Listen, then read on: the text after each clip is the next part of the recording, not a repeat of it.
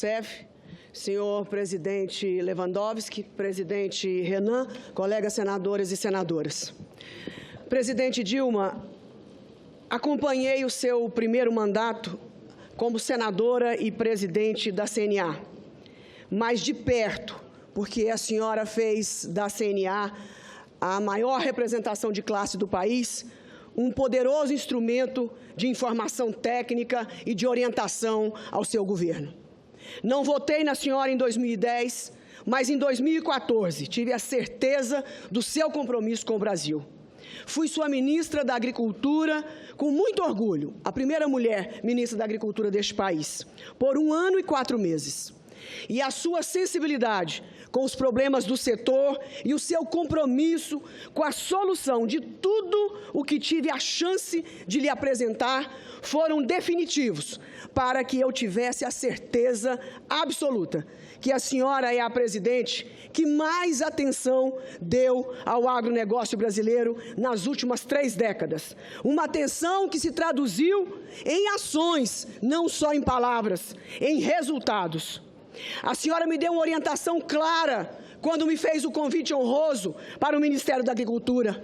Senadora Cátia Abreu, ouse, faça uma revolução no mapa, modernize e faça com que aquela estrutura se aproxime da modernidade do agronegócio que tem hoje no país.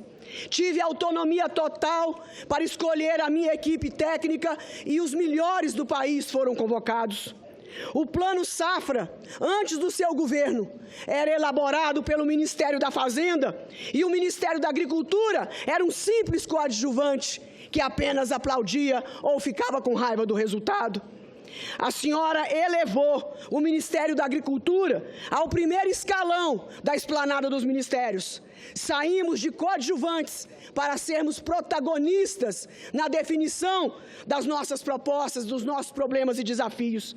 Tivemos recordes de recursos, 905 bilhões de reais. Tivemos as subvenções em 6 anos de 43 bilhões e que hoje chamam essas subvenções cinicamente de pedaladas. A senhora fez o recorde de financiamento de máquinas agrícolas, 300 máquinas agrícolas a senhora financiou durante o seu governo. Seguro agrícola, a senhora passou de 200 para 600 milhões de reais.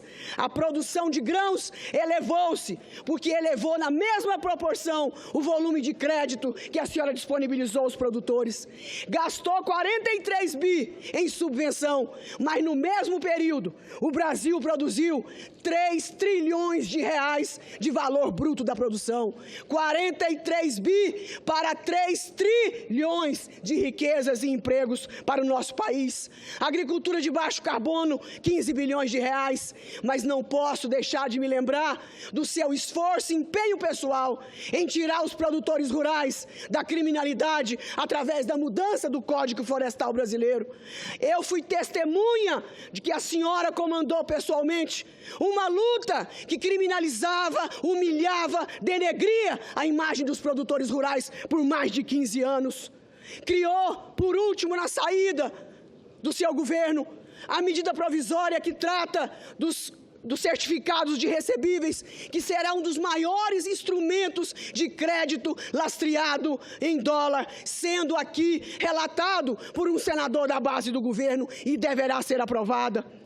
O Plano Safra e suas subvenções foram criadas pelo presidente Collor e só agora virou crime e só agora virou empréstimo. Não tenho dúvida que esse impeachment é uma conspiração que nasceu da vingança sórdida de Eduardo Cunha e ganhou forma na ganância sem limites de um pequeno grupo pelo poder. Senhora presidente, não tenho perguntas, não vou fazer nenhuma pergunta. Peço apenas que a senhora fale para esse plenário e para a história sobre o ataque político que lhe tem como alvo, mas que terá como vítima a democracia brasileira. E a sua emoção, que o Brasil e todos nós assistimos aqui das suas palavras, são a emoção de uma pessoa indignada, de uma pessoa injustiçada, de uma pessoa que está sendo condenada inocentemente. A história do Brasil vai contar aos brasileiros de hoje e do futuro o que nós estamos assistindo aqui. Em 24 anos, 2 impeachments, os americanos em 180 Agradeço a Vossa Excelência. Concedo a palavra, excelentíssima senhora presidente. Agradeço as palavras da senadora Cátia Abreu. De fato, eu me orgulho muito de ter ampliado os recursos para o Plano Safra, tanto da agricultura comercial quanto da agricultura familiar. Vamos lembrar que nós saímos de uma situação bastante precária no que se refere ao financiamento, tanto da agricultura familiar quanto da agricultura comercial. No período final, antes do início do governo Luiz Inácio Lula da Silva, os recursos eram bastante exíguos, algo como 2,5 bilhões de reais. Este ano, nós estamos acima de 200 bilhões de reais. O que me espanta é que, ao longo desse processo, todas as relações estabelecidas entre os diferentes ministérios, o Conselho Monetário Nacional, o Banco do Brasil, sempre foram as mesmas. Tratava-se de subvencionar o acesso ao crédito de milhões e milhões de agricultores no nosso país. Sem esta subvenção, esses agricultores não teriam como desenvolver o extraordinário feito que fizeram durante todos esses anos. Sem sombra de dúvida, se tem um setor no Brasil que primou por altos e elevados índices, não só de produção de riqueza, mas também de produção de ganhos não só econômicos, mas também em termos de reservas cambiais para o nosso país, foi esse setor. A agricultura familiar também deu a sua grande contribuição com a nossa segurança alimentar. Assim, é algo muito estranho que, de repente, esses métodos e esse processo sejam questionados, transformando operações que estão previstas na lei em operações de crédito.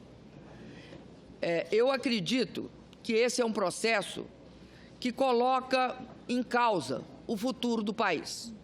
E coloca em causa o futuro do país porque nós vivemos num sistema presidencialista. Um sistema presidencialista em que o chefe de Estado e o chefe de governo são a mesma pessoa. Não se pode, nesse sistema, acreditar que sem a base legal para o impeachment, nós estaríamos dentro da normalidade política. Não estamos. Nós estaríamos rompendo com a nossa Constituição. No parlamentarismo, é possível que o parlamento alegue contra o chefe de governo um critério de desconfiança, mas, em compensação, o chefe de governo tem também o poder de pedir a convocação de novas eleições e, portanto, a dissolução do parlamento. Esta é uma relação política diferente inteiramente da relação política que o presidencialismo estabelece. O presidencialismo vai exigir que nós tenhamos base para pedir o impeachment. Na minha fala, eu disse que haverá um precedente. O precedente é grave. É grave porque atingirá outros presidentes da República.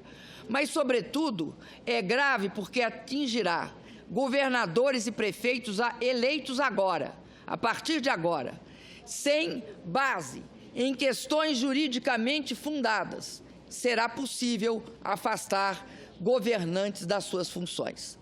Se isso não é instabilidade política, eu acredito que poucas coisas são.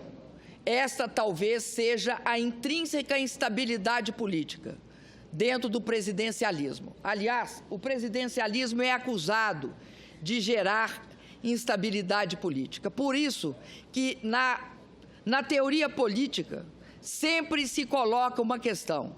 Há que saber quais são as razões jurídicas para embasar um pedido de impeachment.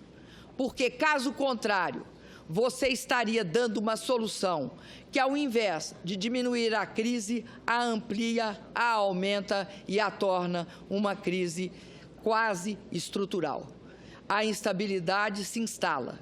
Nenhum contrato está salvo disso, porque o principal contrato, que é aquele que nós estabelecemos com o povo, o contrato político expresso na Constituição, foi rompido.